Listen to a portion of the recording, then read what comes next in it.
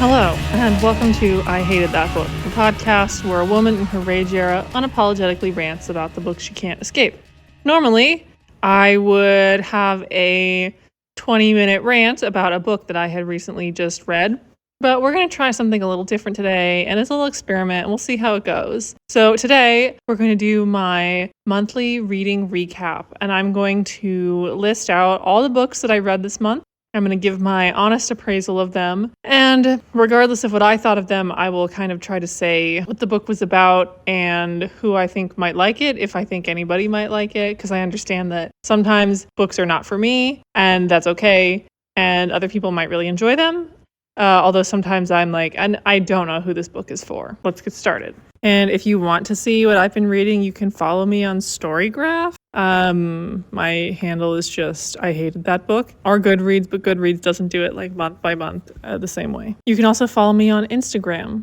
I think my Instagram handle is just I Hated That Book _podcast. Okay, so we're gonna go in order of the books. According to Storygraph, I read 21 books this month. First book, Ministry of Time by Kaliane Bradely. For my full review, you can see the episode that I have about that book. Briefly, I would say I did not enjoy this book. I do not know who would enjoy this book. Obviously, a lot of people did, though. So who am I to judge? The next book is A Drop of Corruption by Robert Jackson Bennett. It's book 2 in the Shadow of the Leviathan series. I read the first book, A Drop of Corruption, last year. Personally, I think Robert Jackson Bennett is probably one of the best working fantasy authors today. I'm never disappointed by things I read by him. Some of his other works are kind of dark. These works aren't quite as dark. They have very fun world building. They're not perfect, but I did enjoy this book quite a bit. Imagine there's like that anime about like the giant Titan, Attack on Titan, with like these giant walls and these monsters that attack, but like sci-fi kind of. They live in this, or that movie Pacific Rim where they have the big walls. Basically, there's this world where they have these walls and these like giant kaiju come attack them every once in a while. But we're not like worried about that. We're going on a little murder mystery adventure. If you want a good epic fantasy, if you want a fantasy mystery, I would recommend these. I think they're pretty good. Throne of Glass by Sarah J. Maas, which is book 1 in the Throne of Glass series. I read it. I'll just say that if you liked Agatha, you would like this. Unless what you liked about Agatha was the sex, in which case, don't. But this book is basically just Agatha 1 without the sex. That's what it is. Literally a book about a girl who is basically kind of held captive in a fancy sort of castle, and there's a prince kind of guy that she falls in love with, but she also has like some romantic tension with his best friend, and then there's a contest. It's like, just think about it. It's like the same thing. Next we have Emma by Jane Austen. I adore Jane Austen. Emma is quite good. It's very funny, very amusing. I don't know if I would say start your Jane Austen journey here, but it is quite delightful. I love the characters. Emma, Mr. Wodehouse. Some part of it is like a little creepy, but that's just a sign of the times. I would say if you think, well, if you have not seen the movie Clueless, I highly, highly, highly recommend the movie Clueless because it does such a good job. I mean, it's a hilarious movie, but it does a really, really good job of capturing the spirit of Emma and translating it into a modern context. And so if you liked the movie and you think you could handle some Jane Austen, I would recommend it. Is it my favorite Jane Austen? No, but it's also not my least favorite. And Jane Austen is just always delightful. Next, we have Pines by Blake Crouch, which is book 1 in the Wayward Pines series. Again, I have an entire episode about how much I hated this book. And I guess this is a book for a more explicitly male audience. But again, I just don't think it's good. So I don't know if I would recommend this book to anybody, but I do understand that other people might enjoy it, especially if you're into like thriller, sci-fi kind of thing. I had never read The Hunger Games before, so I read The Hunger Games last year, and so I recently read both Catching Fire and Mockingjay, which are books 2 and 3 in the Hunger Games series by Suzanne Collins. I thought they were quite well done. It was a little dark. I was like, oh my gosh, I cannot believe this is children's literature. But I think Suzanne Collins is actually quite a good author, quite a good writer, storyteller. And here's my hot take. I think Katniss is too good for Peeta. That's my hot take. I love Peeta, stan Peeta. He is my favorite character. Adore him. And he's too good for her. She should have ended up with Gale. That's my hot take. I read A Marvellous Light by Freya Marske, which is the last binding, book 1. It is a Victorian, it's a kind of a historical fantasy, Victorian era vibes with a very strong male-male romance. If you like Cat Sebastian, you'd like this. If you like TJ Klune, probably you'd like this. It's a very cozy, sweet story. It's pretty well written too. So it was pretty good. I also read Sense and Sensibility by Jane Austen. I have to say, I adore Jane Austen, but this is not my favorite Jane Austen.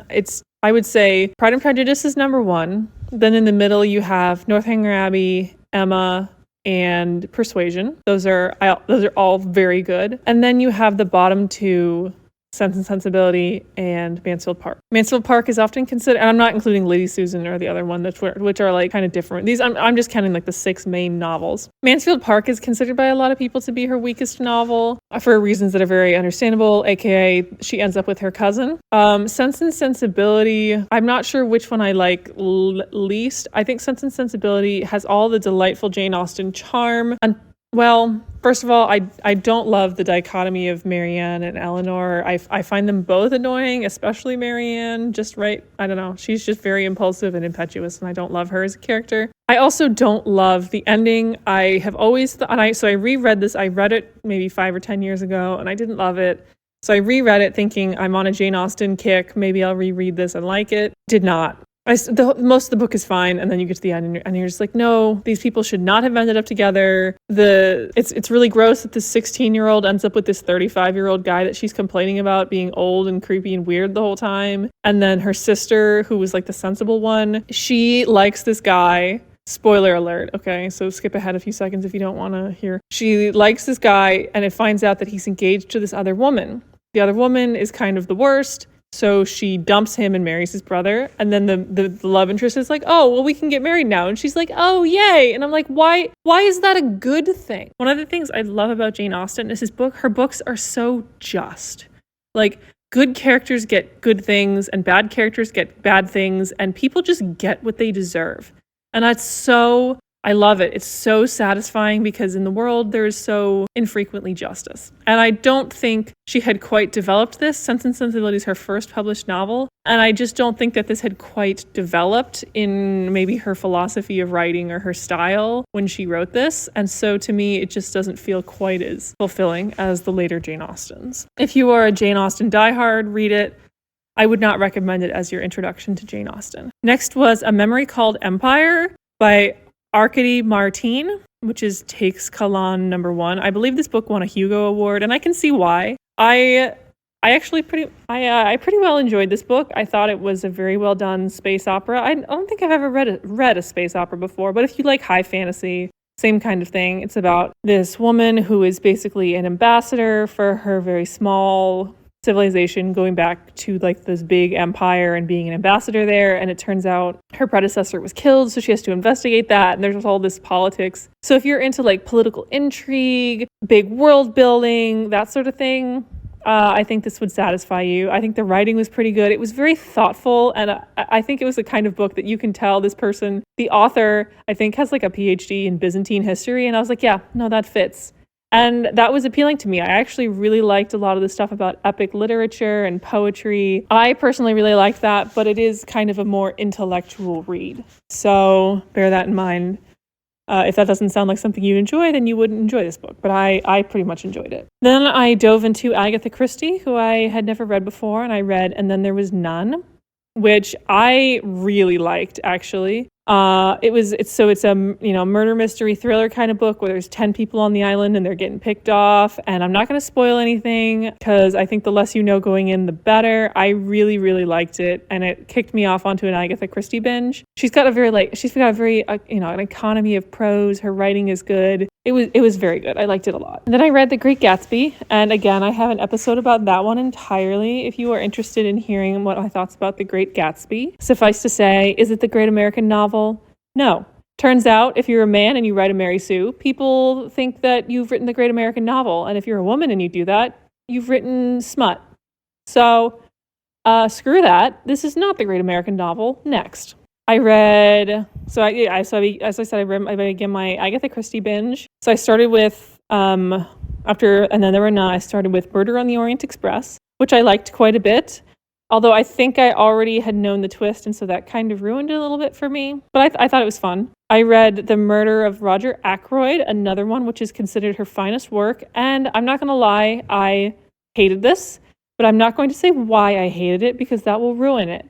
Just, if you know me, and you know some of the things I hate about books, you will understand immediately why I hated this book. And if you don't mind spoilers, and you want to ask me, feel free to ask me why I hated this book. It just pissed me off. I also read The Mysterious Affair at Styles by Agatha Christie, and that one was also pretty fun. It wasn't like spectacular, but it was pretty fun. And then I read two more. I'll just do those all at once. I read The ABC Murders, which is like kind of a serial killer one, and that one was also pretty fine. These are all like, if you're looking for just a classic detective story with Poirot, if you like this sort of vain little man kind of detective Sherlock-y vibes almost, like she's good at it. Like these are good.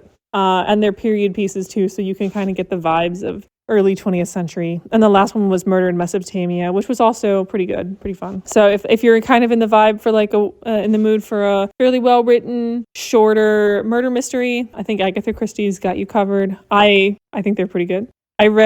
So then moving up past Agatha Christie, I have When You Reach Me by Rebecca Stead, which is a middle grade sci-fi kind of story with some time travel, and it was very cute and sweet. It was recommended to me as being like Howl's Moving Castle. I don't think it quite reached those heights for me, but I did quite enjoy it. If you just want a cute, sweet, heartwarming story, there is a little bit of sadness to it, but I really enjoyed it. I thought it was well done. If you liked A Wrinkle in Time, I think you would like that book. I continued my Jane Austen kick with Northanger Abbey, which is hilarious, like Emma. I think Northanger Abbey and Emma are her two more comedic works. I don't know which one I like more. Northanger Abbey is kind of a satire of Gothic literature and also like romantic literature. I mean, like romancy, romantic literature. And it's very, very funny and still very relevant.